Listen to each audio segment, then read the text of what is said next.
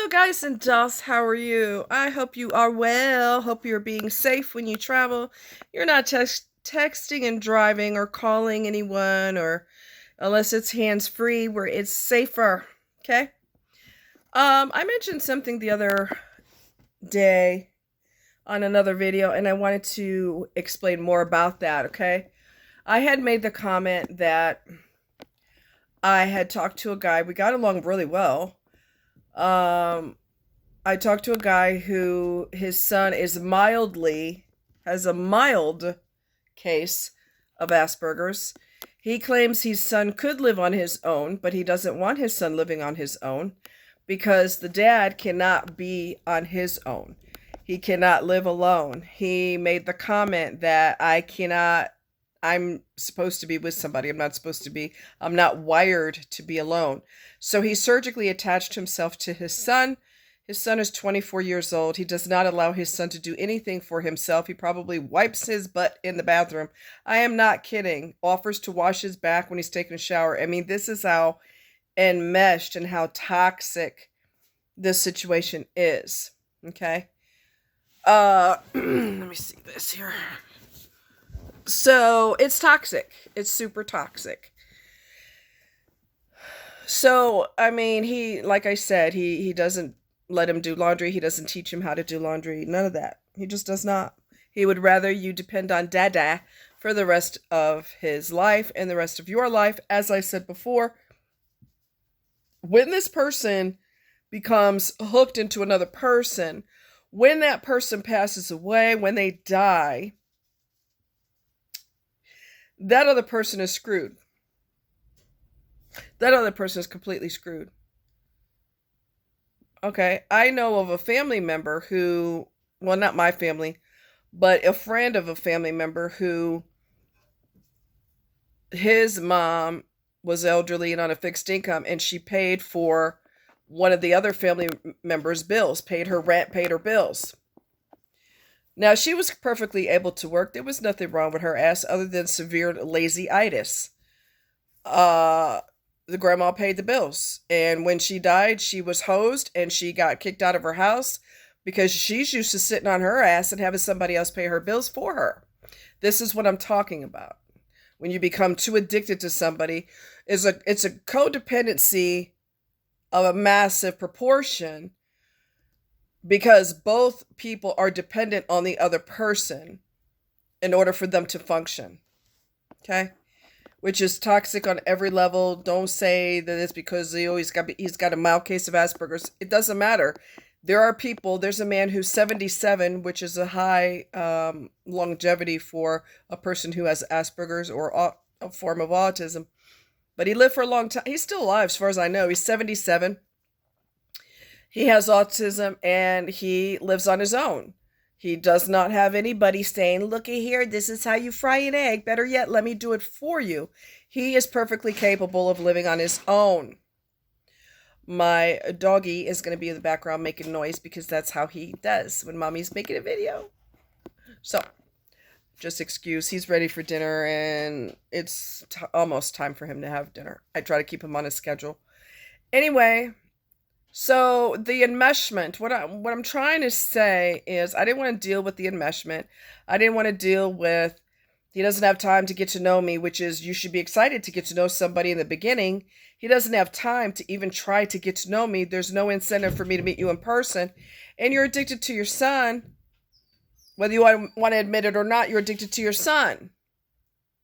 So I told him he was emotionally incestuous with his son. They basically treat that person like a spouse. What do you want, child? I'm busy right now. What do you want? I know what he wants. I know what you want, but right now is not the time. Okay? Get off of there. So, I'm going to try to get this done because he's fired up. Anyway. So, he don't have time. He hangs out with his friends, the son and his friends. What people do you know 50 and up hang with their child's friends, the 20-year-olds? They don't. Get out of there right now. Milo, get out of there. Out. Excuse me, guys. Out. And if anybody has a problem with the interruptions, get your ass off my video and go somewhere else. I don't give a fuck. If you have that limited capacity for understanding, get the fuck off my channel. Anyway, for the rest of you who have sense. Anyway, what I'm trying to get at is the enmeshment runs so deep. Because it runs so deep, I want you to know that you will never, let me repeat that. You will never squeeze in between two people that have a toxic connection, where one is addicted to the other. I'm going to do everything for you. I'm going to give you money, even though I know it goes up your nose or in your arm. I'm going to still give you money because you got to have money, right? Enabling, toxic enabling. I'm going to give you money knowing you're a drunk. In fact, I'm going to buy you alcohol because I'd rather buy it for you than have you on a street corner or hanging with the wrong crowd to get it or whatever nonsense they use to legitimize it. Another thing is parents, some parents, not all, a lot of parents try to overcompensate with the child or the adult child even because there was a divorce. I divorced your mom or I divorced your dad. I know I feel bad for you. So because I feel bad for you, I'm going to go ahead and give you no rules ever. I will always protect you. I will always let you do whatever you want, the way you want.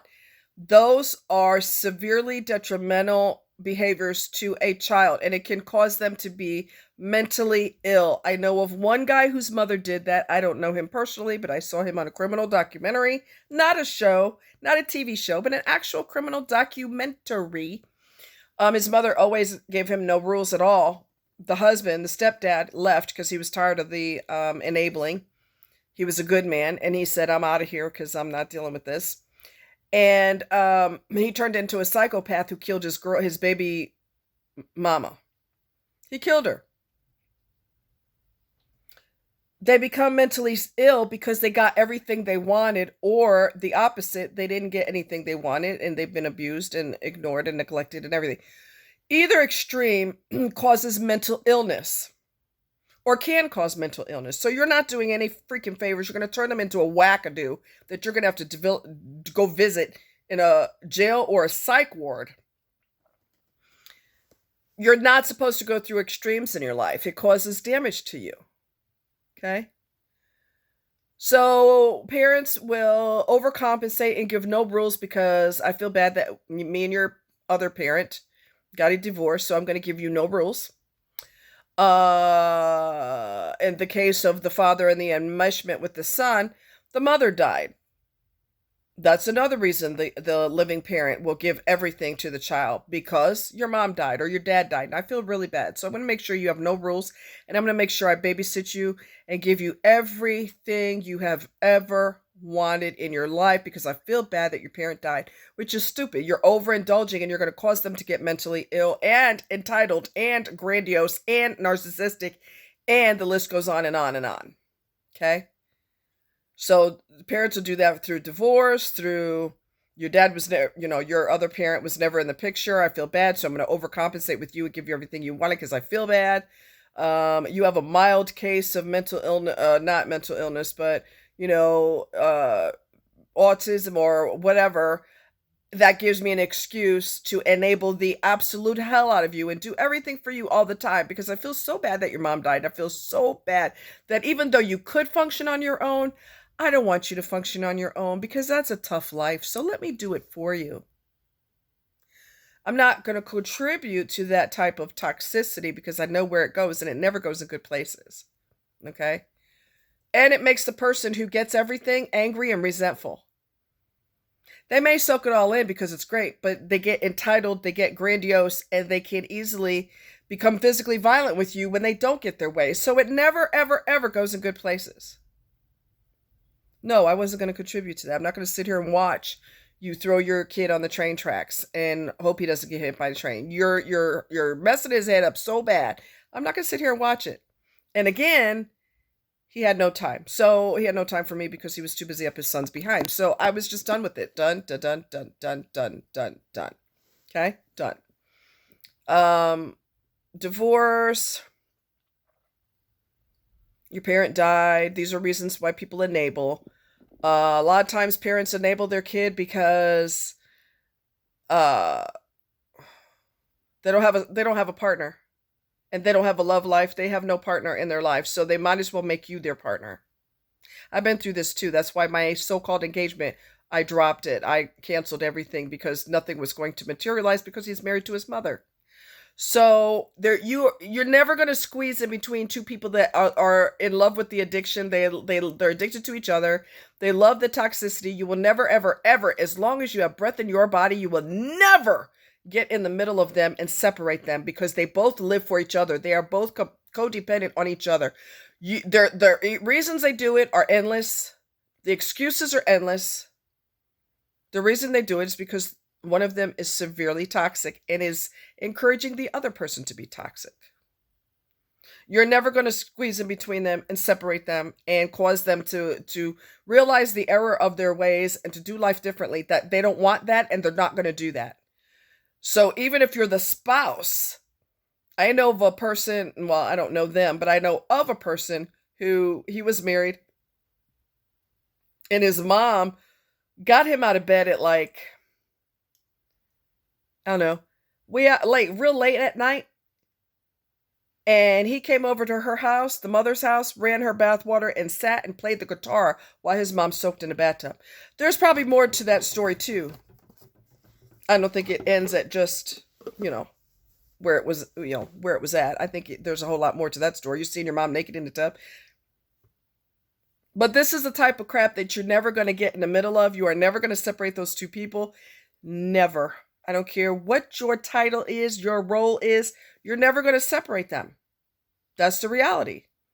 So your best bet is to either choose to live with it or to get the hell out. I would advise that you get the hell out, because nothing's going to change. In fact, it'll get worse. You're not going to tell this person, listen, you're always paying for this person's rent. You're making them too dependent on you. Because the person who was the grandma and did this to her grandchild, who's grown and perfectly capable of working, the reason her boyfriend told her, I mean, they're adults. Her boyfriend told the grandma, which is her, his girlfriend, stop doing that for your grandchild, because, or your niece, or whatever the hell the relationship is. Stop doing that because you're crippling her. Did it stop? No. It's never going to stop. Let me repeat that. It's never going to stop. So you put a stop to it, and you get away from this situation, and you don't feel guilty about it. If you want to be in the middle of toxicity, go right ahead. If you don't want that, you want a peaceful, consistent, joyful, relatively joyful life, you have got to extricate yourself from situations like this. It never goes in good places.